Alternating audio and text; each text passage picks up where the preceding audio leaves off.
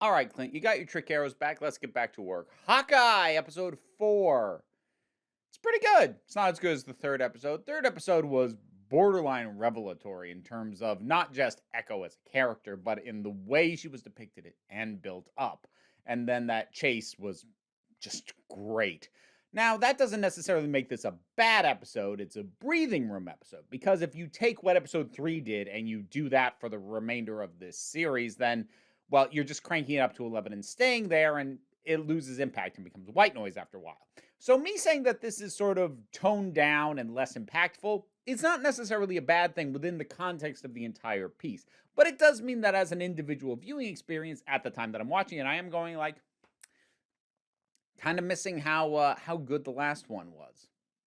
It's a balance. It's one of the things that's difficult about serialization where you have to find ways to not be doing the same thing the entire way through, hitting the same notes at the same volume, but you also have to find a way to break it up that doesn't feel like you're just kind of easing off and just not putting as much work in. This doesn't quite find that balance, but it's still fine. I do appreciate that Clint is continuing to call out Kate for some of her privileged, entitled nonsense. I do unfortunately think that they played it up a little bit more. I liked part of what I liked about episode 3 was she seemed to get in that moment that she was in over her head right now, and that this was serious and not necessarily the time to be a quippy brat. That seems to have worn off, and she's gone into quippy brat mode.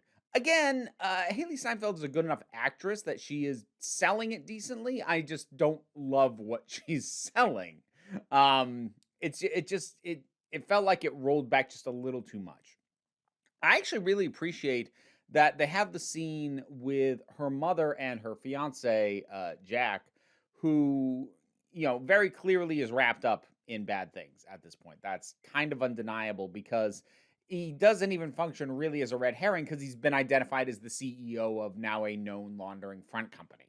So we know he's involved somehow. He may not fully realize what it is he's involved in. We'll find out later, but we know he's wrapped up in bad stuff. So I actually really appreciated the scene where Kate watches her mother with him and sees her laugh and smile. And just through the reactions on her face, you can see that Kate is kind of appreciating in that moment, okay, I see why you like him, which is really important and something that is missing from almost every time this kind of story is done. Whenever, whether it is actually a kids movie, whether it's something like this, whatever, I swear to God, every time there is a weirdly skeevy fiance or whatever that the character we're meant to empathize with doesn't like, that fiance is, it portrayed in such a way that we totally understand why the character we're meant to empathize with doesn't like them, but we don't understand why the person who's with them is with them. This is giving me that. It is giving relevance and realism to the relationship because up to now we've kind of only seen Jack through Kate's eyes. Here we get to kind of see him as Kate's mother sees him, and that is a nice touch. I'm glad it took the time to do that. I'm also appreciating is as it continues to touch on Clint's family and the ways in which this weighs on them and weighs on him and the ways in which they accommodate him to the best of their ability. The LARPers coming back, I'm slightly mixed on. I mean, again, they're fine, but they really brush up to the edge of cringe style content. Again, there's just enough stuff like the fact that Kate is like, this is really cool stuff that you make, which, yes, it is. But it still feels like, even though the characters are coming to an appreciation of the LARPers, still feels like the narrative is a little judgy and dismissive of them. Maybe I'm projecting. I don't know. I'm not saying that I'm judgy or dismissive. I'm saying that maybe I'm projecting that sense of being looked down on because I feel like that's what every mainstream medium does when it comes to talking about role players, LARPers, or actually even gamers about half the time. All this stuff is pretty mainstream at this point. And a lot of your fan base likes it. So,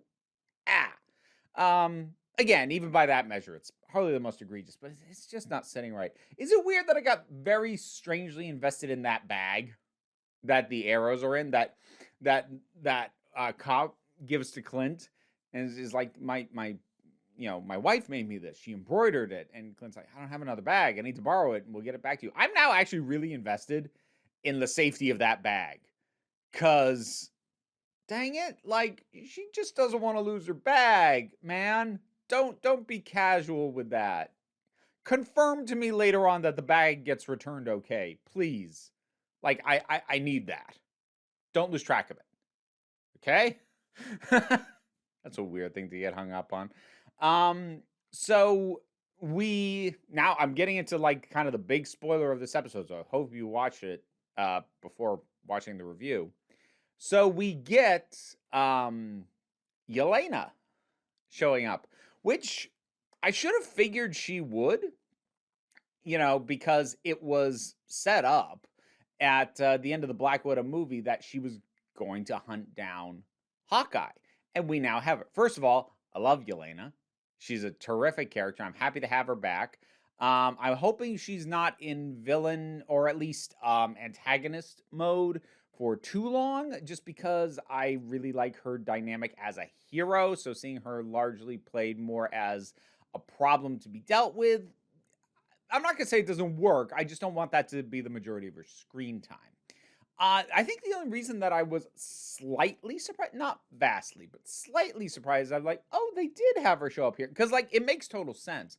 I'm just kind of a little bit surprised that a closing scene from a movie is getting paid off in the TV shows. Because this is the kind of thing that Marvel has been good about not doing. I've pointed out in other videos that Marvel has had a good understanding, even as it has tied these more to the films directly, that the films have more viewers than the shows do.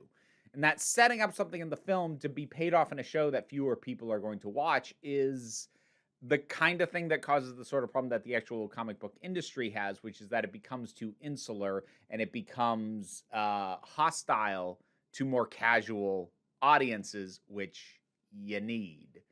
Like, that's not to say you cater everything to casual audiences. You can do your hardcore fans right without alienating casual audiences, because you need both if you're gonna have this continue to be as big as it is.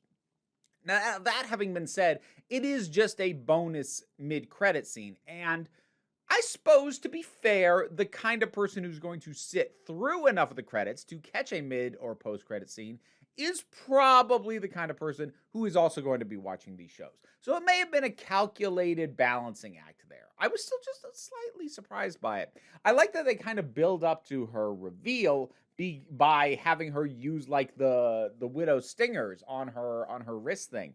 I spotted that immediately. I was like, wait a minute. Who else would use that? Because Natasha's dead and Scarlett Johansson's done. So So that was a nice implication, and then paying it off relatively quickly. I was afraid that they were like gonna string out the mystery of who's behind the mask. I'm like, don't do that. Like, show me. I kind of need to know now, and they did. Haha, because we're already stringing along the mystery of who the big boss is that Echo is working for. I mean, pretty much everybody's speculating the exact same guy, and I'd say that's decently likely. It is strange to me that everyone's acting as if it's confirmed, and I don't think it has been yet. But anyway, I'm not going to get into that right now, but I'm sure it'll be brought up in the comments. If it has actually been truly confirmed by Marvel as to who the person that Echo is working for and is at the top of all this is, give me a link to a source in the comments, because right now it seems like fan presumption being treated as fact. And it is very likely. I'm not saying it isn't. I'm just saying, like, is it confirmed? Because everyone's acting like it is. So I'm trying to think what else there is. There isn't all that much to this. Oh, I did like sort of the bonding and the more casual training moments between Kate and Clint, with the coin. That was a cool thing. I kind of like that when she actually hit the TV, that not only she, but he was also like, whoa! I kind of like the implication that she's doing better than he thought she would. That's kind of a neat way to do it without like having her completely blow him out of the water with skill, but just be close to his level, and he just isn't used to seeing that. And I just kind of like the way that's played. Jeremy Renner does a good job talking about Natasha, and I like the way that it comes up. I like the way that, you know, Kate asks him this question, what's the best shot you ever take? And Clint answers with very little pause, like no pause. It's like an instinctive answer. It's the shot I didn't take. And once he realized he's opened that can of worms, he tries so hard to close it again. He's like, no, I don't want to talk about it. I don't want to talk about it. It's like his natural instinct and what he knows to be the true answer betrayed something that he didn't want to have to deal with. And then Kate's not going to let him off the hook. It's a well-handled scene. But like, I think the thing that's most impressive about it, it was a well-handed segue into it. Because sometimes you can have a tonal car crash trying to go from a lighter scene into those heavier moments. That was a real smooth transition into that, and I respect it. I think that's about all I've got for this one. But yeah, it's still good, and I'm still enjoying it. As I said, episode 3, still the high bar right now, but I am getting a kick out of this series, and I look forward to the next one. Hawkeye, episode 4. You see what you think about it. Drop something down in the comments. Let's talk about it. Got a Patreon. It's how I pay for things like Disney Plus. Keep this operation up and running. Any amount you're able to assist is of assistance.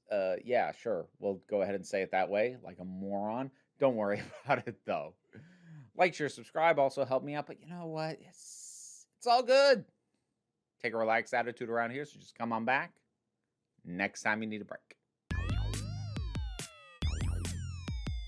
None of this would have been possible without my supporters over on Patreon. In particular, I want to thank Robin Powell, Raven McBain, Tracy Scrabbit, Vincent Paul Bartolucci, Robin Moore, and Shayla Gourlay. If you'd like to hear me possibly mispronounce your name, maybe consider looking at the reward tiers over on the Patreon. But either way, don't worry about it too much. Take care of yourself.